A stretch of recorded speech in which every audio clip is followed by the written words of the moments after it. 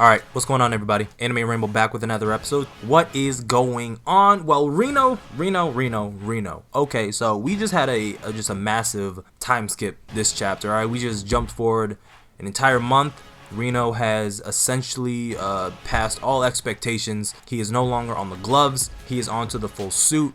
Jugo is incredibly surprised about the fact that he is able to go full suit in just a month, even though this is his first time in a combat situation with his full suit on.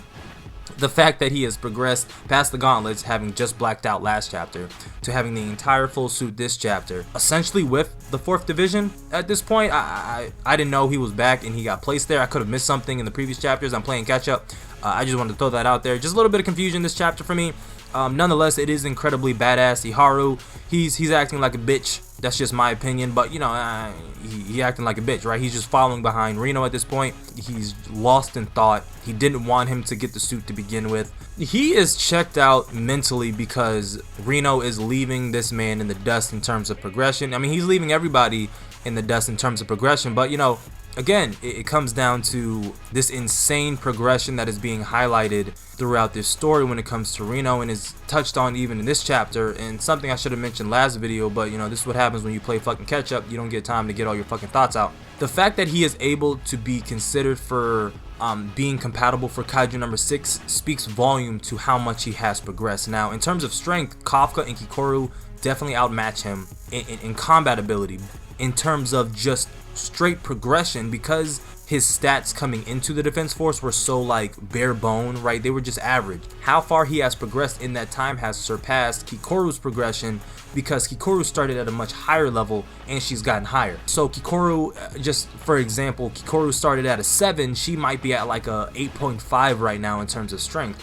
Reno started at like a 5 or like a 4, right, average score, and has progressed to like a 7.5 or an 8, however you want. No, he has the strongest numbered weapon in the entire defense force. He went from like a 4 to like a 9. If he gets control over this, which even in this chapter he seems to have a decent control, right? He's not dead is what I'm saying, right? Everybody who has worn the numbered weapon 6 has died. He's alive, okay?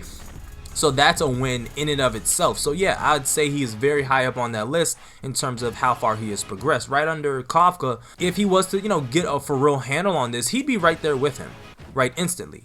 Okay, but you see the drawbacks of this of numbered weapon 6, right? And I called it last chapter. Has the power of snow, has the power of ice, just a cold element to it, which was what brought the snow on in Japan during the cataclysm of number 6. So he busts out his speed, his power through the fucking roof. Iharu mentions it and it was like, yo, you pack so much more power, you run so fucking fast.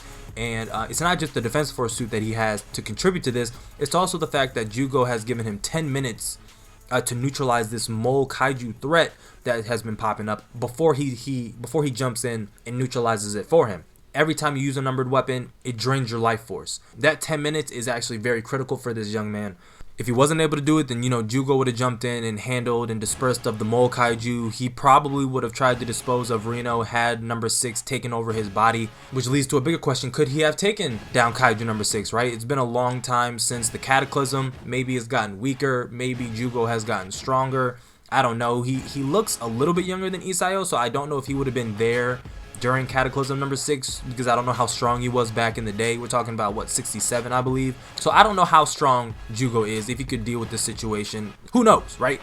And that also leads to another thing that I want to talk about. What happens if you don't dispose of the kaiju before the suit takes over his body?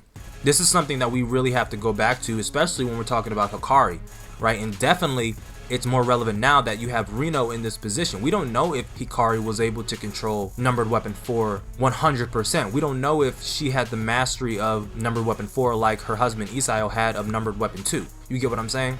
She would have been in a similar situation that Reno was in. When you get fatigued, you're not supposed to use your suit. This goes double for numbered weapon suits because you can lose control, you can be taken over. So what really happened to Hikari? What's going to happen to Reno?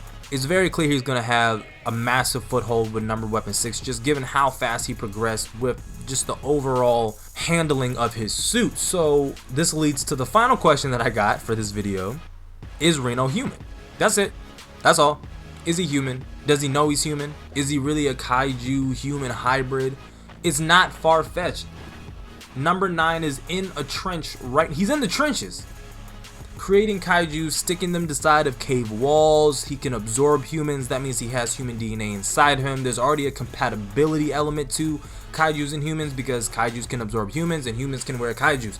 They have been experimenting with kaiju to skin human transplant. Something could have went wrong down the road. Kaiju number 9 could have reverse engineered it, studied human DNA, spliced it, and put got a human, any fucking human. Reno's average, right? Used his own DNA, that's superior kaiju blood, DNA, stem cells, X, Y, and Z, the whole shebang. Think of it. Where did we meet Reno for the first time? The kaiju disposal cleanup services. What was Kaiju number 9's first undercover job? A kaiju disposal cleanup service person. Conveniences. A lot of conveniences between the connections between Kaiju number 9 and Reno. I'm not for it.